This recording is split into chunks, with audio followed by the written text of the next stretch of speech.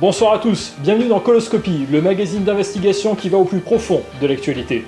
Au sommaire ce soir, les végétariens, simples babacools aux utopies inoffensives ou véritables organisations complotistes vouant un culte au nouvel ordre bovin? Élément de réponse ce soir.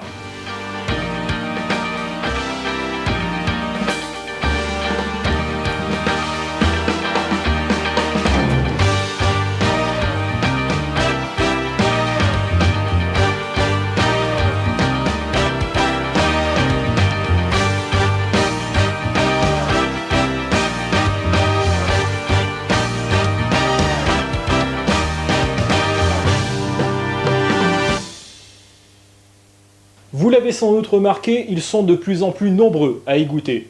Qui? Ta sœur. Je plaisante. Je veux bien entendu parler des végétariens et du végétarisme. Le végétarisme est un régime alimentaire en vogue depuis la fin des années 60, et bien que timide, son engouement n'a jamais cessé d'accroître. Nous avons donc jugé intéressant de nous pencher sur ce sujet, mais hélas, nous avons découvert bien plus que ce que nous croyons. Intimidation, menaces et filatures, c'est ce que nous, journalistes, avons subi tout le long de cette enquête. Mais croyez-nous, à TV4, il faut bien plus que des bouffeurs de graines pour nous faire taire. Un reportage signé Jean-Jacques Charal et Sylvia Gluten. C'est à la fin des années 60. Un nouveau mode de vie voit le jour.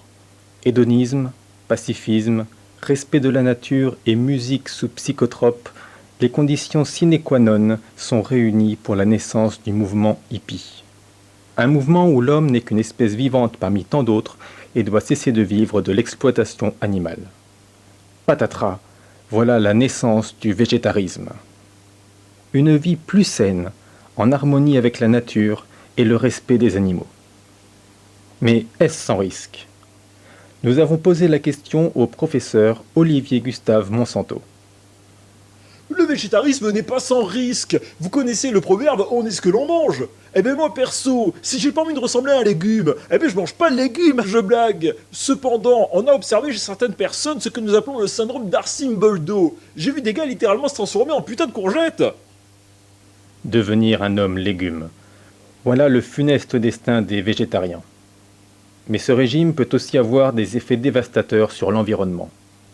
En effet, d'après Eddy Malou, EWY-MALOU, le premier savant de tout le Zaïre, Et oui, c'est clair. le végétarisme risquerait de créer une surpopulation bovine.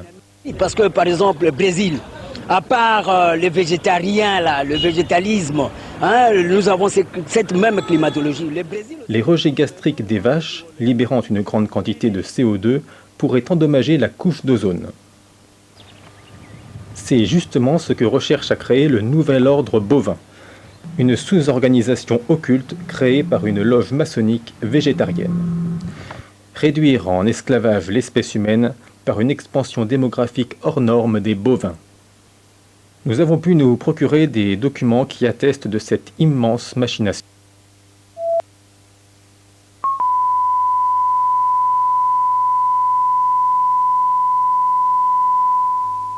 Il se passe quoi là? J'ai entendu du bruit.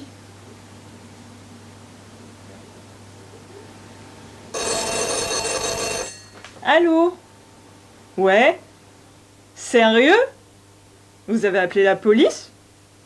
Non, mais c'est grave. C'est une secte, quoi. Expulsez-le, ce malade, mon père, il va gueuler. Ouais, je meuble.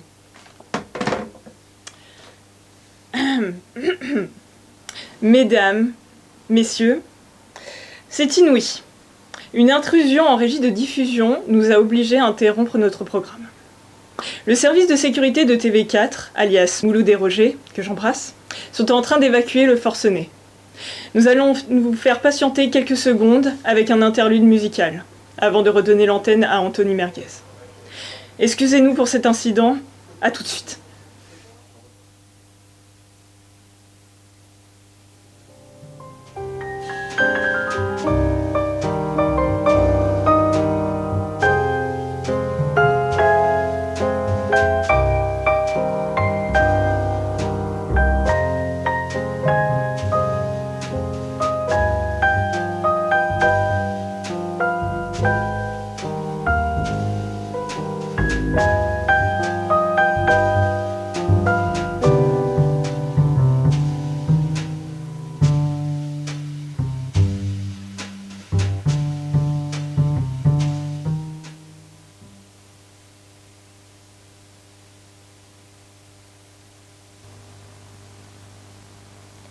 Chers téléspectateurs, je tiens au nom de toute l'équipe de TV4 à vous présenter nos excuses pour cette interruption de l'image et du son.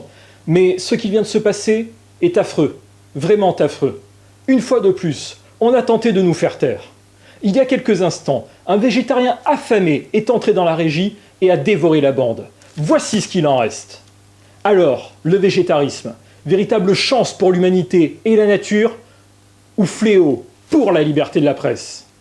Vous avez regardé Coloscopie, du moins ce qu'il en reste. Je vous souhaite une excellente soirée et vous dis, je l'espère, à bientôt.